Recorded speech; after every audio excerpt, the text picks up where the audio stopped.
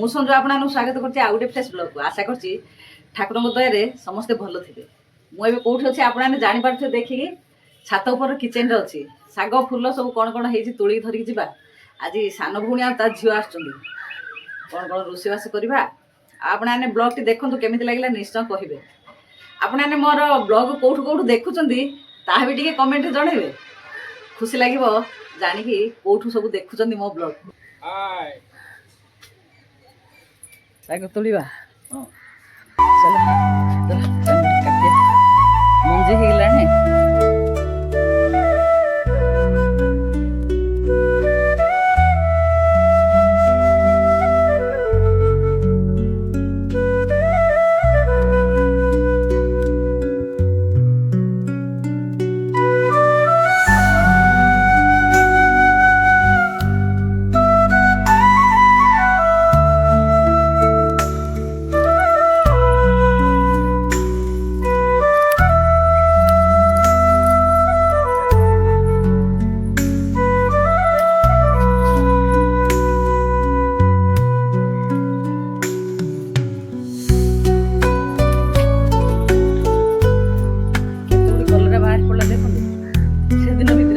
ସର୍ଟରେ ଦେଇଥିଲି ଖୁଆଇଛି ଆହୁରି ଏତେ ଖାଇବୁ 2 ଜଣ।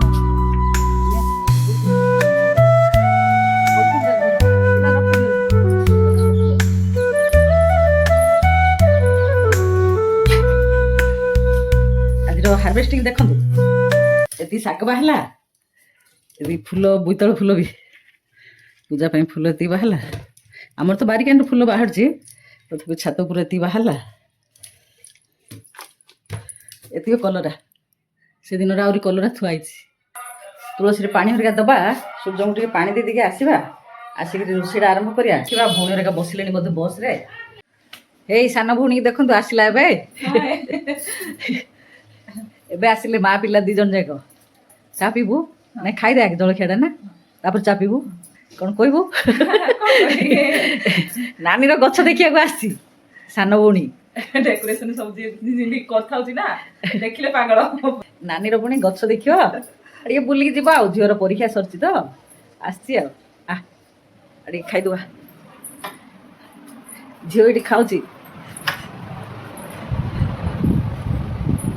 ଏଠି ଜଳଖିଆଟା ଖାଉଛି ଝିଅ। ଆଉ ଟିକେ ଭଉଣୀକି କରିକି ଦେଇଦବା। ଚାଲନ୍ତୁ ବସିଛି ଉତ୍ତପମଟା କରିଦେଲେ କ'ଣ ହେଉଛି ନା ତରକାରୀ ଦରକାର ପଡ଼ୁନି, ଖାଲି ସେମିତି ଖାଇବା ପାଇଁ ହେଉଛି। ସେଥିପାଇଁ ଟିକେ ଉତ୍ତପମଟାକୁ ଟିକେ ଅଧିକା ବନେଇ ଦେଉଛି ମୁଁ। ଆଉ ଟିକେ କଞ୍ଚା ଲଙ୍କା ପିଆଜ ହରିକା ସବୁ ପକେଇ ଦେଇକି ଧନିଆ ପତ୍ର ଟିକେ ପକେଇ ଦେଇକି ବନେଇ ଦେଲେ ତାକୁ ଦରକାର ପଡ଼ୁନି ତରକାରୀ। ଓହ ତୁ ବିରି ଜମା ଖାଉନୁ ବୋଧେ ନାଇଁ?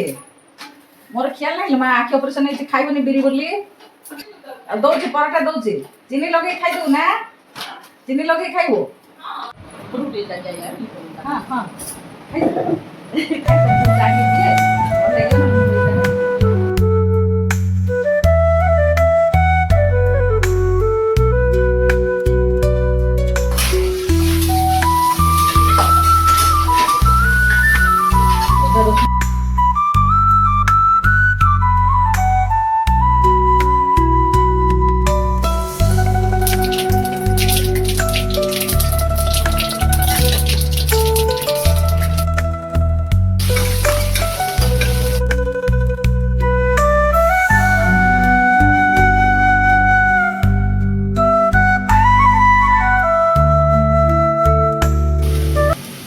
କାଜୁ ପିଆଜ ଭଜା ରାନ୍ଧିବା।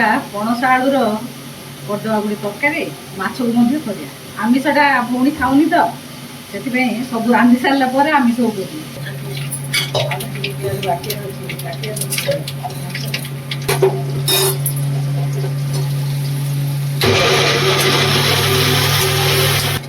ସାନ ଭଉଣୀ ଟିକେ ସାହାଯ୍ୟ କରୁଛି ରୋଷେଇରେ ଆଉ। ନାନୀଟା ଗରମରେ ରାନ୍ଧୁଛି।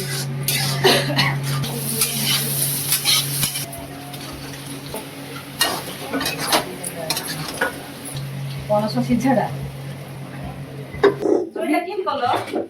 पुदीना पत्र मंथी तार रस बाहर तापर बीट लुण पड़ो जलजीरा पड़ो आउ फ्लेवर लंका गोटे मंथा हो तापर सब जगह छाणा हो छाणा है पीले जना पड़ो बढ़िया लगुच ना। ଇସ୍ ଆଉ ଡେକ୍ଚିଟା କୁଆ ପିଟି ପୁରା ଲିପିକି ସଫା କରି ରଖିଛି ରାନ୍ଧିବା ପାଇଁ। ଆମ ଭଉଣୀ ଦେଖିବ ପୁଣି କାଠ ଚୁଲି ରାନ୍ଧିକି ବୋଲି ଚାଲେ ଯିବା। ଖରା ଗରମ ହଉଛି ରେ ଯିବାନି ବିଲରୁ ସିଏ ଯେ ଦେଖିବ ବୋଲିକି ଆସିଛି।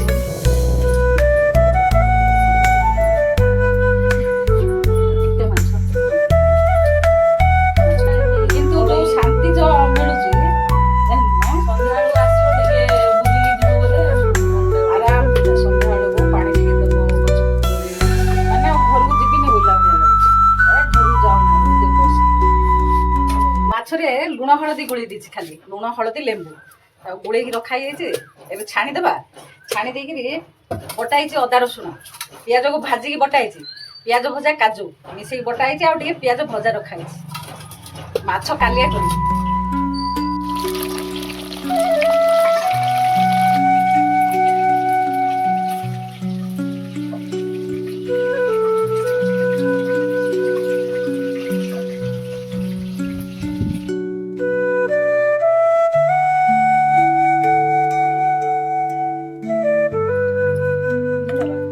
ସବୁ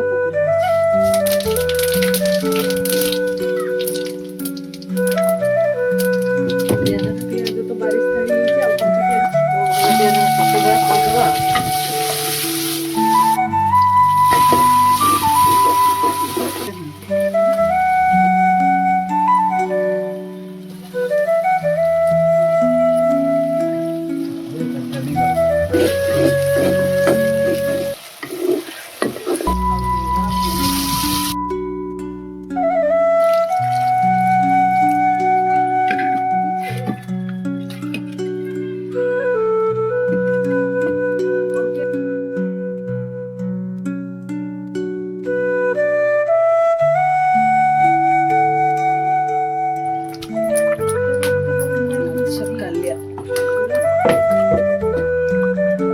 ହେଇଗଲା ମୋର ମାଛ କାଲିଆ ନାଇଁ।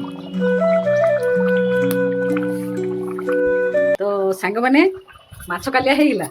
ଏବେ ଧରିକି ପଳେଇଯିବା। ଏଇଠି ଖାଇ ହବନି, ଗରମ ହଉଛି। ଘରକୁ ପଳେଇଯିବା, ଘରେ ଖାଇବା। କ'ଣ ହେଇଛି ଖାଇଲ? ବୁନିଆ ହଉନି ହଁ ତରକାରୀ ମସ୍ତ ହେଇଛି। ତରକାରୀ ପଣସ ତରକାରୀ ନା ଚିକେନ ଭଳିଆ ଲାଗୁଛି। ନାଇଁ ତା ନା ହେଲେ ପଣସ କାଲିଆ ଲୋ ମା। ମସ୍ତ ଲାଗୁଛି। ଆମେ ସବୁ କିଛି ଖାଇବ ସେ ଆମିଷ ଛାଡ଼ି ଏଇଟାକୁ ଖାଇବ। ତା ନା ବି ପଣସ କାଲିଆ। ମୋର ଖାଇବା କଥା ନା ତ ମୋର ଖାଇବା ଦେଖ। ପଣସ କାଲିଆ, ମାଛ କାଲିଆ, ବାରି ଶାଗ ଭଜା, କଲରା ଭଜା, ପଖାଳ ଭାତ। ଆଉ ମାଉସୀରେ ତ ସବୁବେଳେ ଖାଇବା ପଖାଳ। ଆଉ ଏବେ ଆସିକି ସମୟ ହେଇଗଲାଣି 2ଟା। ଆପଣମାନେ ବି ଖାଇସାରିଥିବେଣି।